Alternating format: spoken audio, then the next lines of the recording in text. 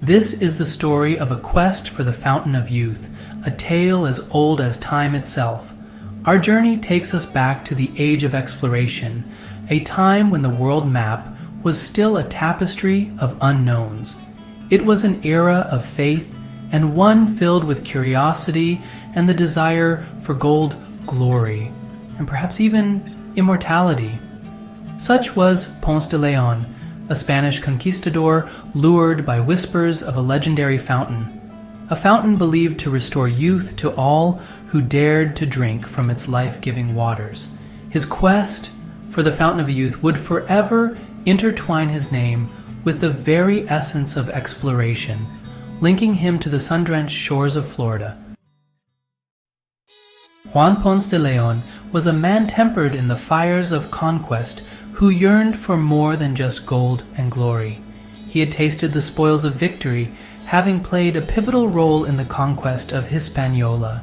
Yet, a different kind of treasure captivated his imagination: the elusive Fountain of Youth. Legends whispered of this mystical spring, said to be hidden within lands yet unknown. With his spirit ignited by the promise of eternal youth, Ponce de León set his sights on finding this fabled fountain. He envisioned a prize far greater than any earthly riches, a prize that could conquer even time itself. In 1513, armed with the fervor of a true believer and financed by the Spanish crown, Ponce de León embarked on an expedition into the unknown.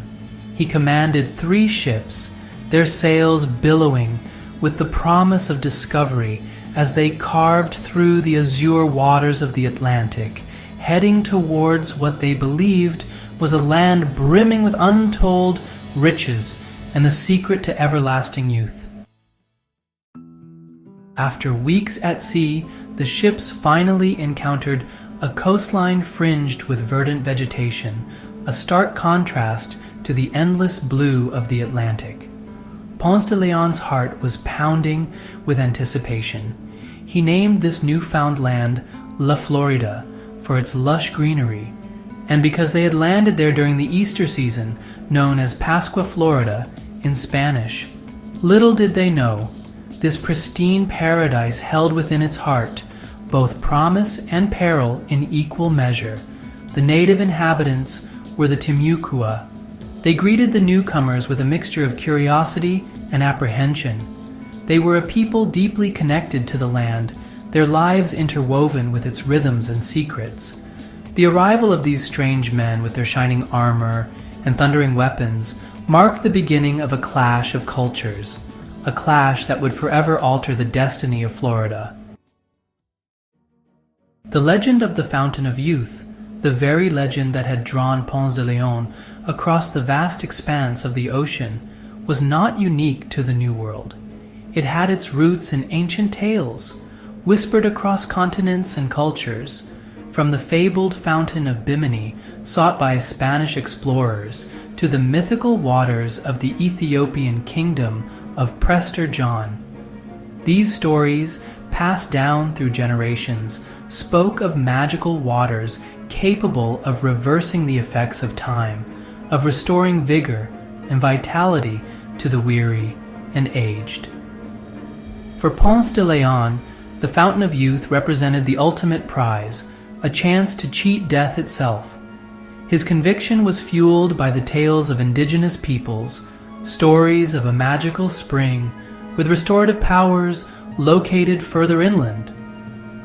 Armed with this newfound hope, Ponce de León ventured deeper into the heart of Florida, his heart set on claiming the elusive fountain for Spain. The journey inland was fraught with challenges. The Spanish conquistadors were accustomed to the open seas and familiar landscapes of their homeland, but now they found themselves navigating a labyrinth of dense forests, treacherous swamps, and scorching sun. The terrain itself seemed to resist their every step. Encounters with the native tribes proved to be just as unpredictable.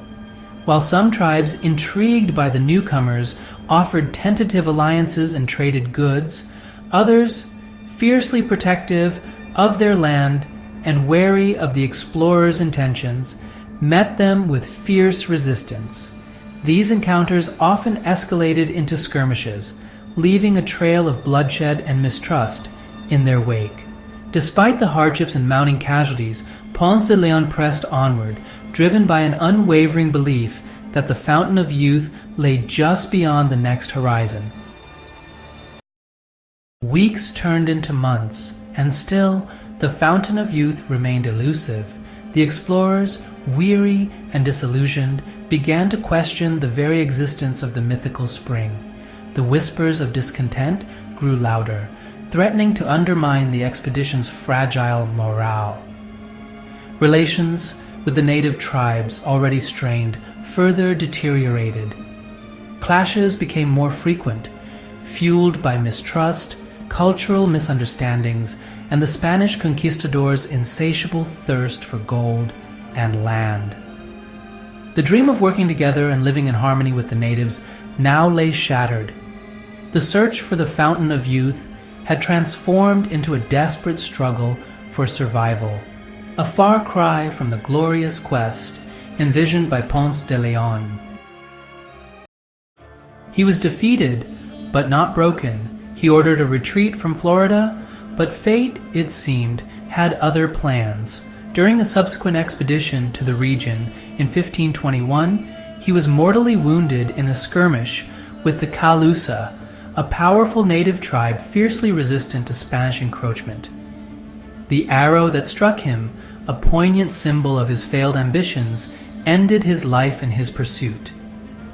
Ponce de León's dream of eternal youth perished with him on the shores of Florida, his final resting place, a testament to the enduring allure and unforgiving nature of the New World. While Ponce de León never found the Fountain of Youth, his quest forever etched his name in the annals of exploration. And while the legend of the fountain remains just that, a legend, Florida, the land he claimed for Spain, continues even to this day to attract those seeking rejuvenation and a respite from the relentless march of time. Thank you for watching. If you enjoyed this video and would like to see more, please give it a thumbs up and subscribe to Trotastoria to continue learning from the annals of history.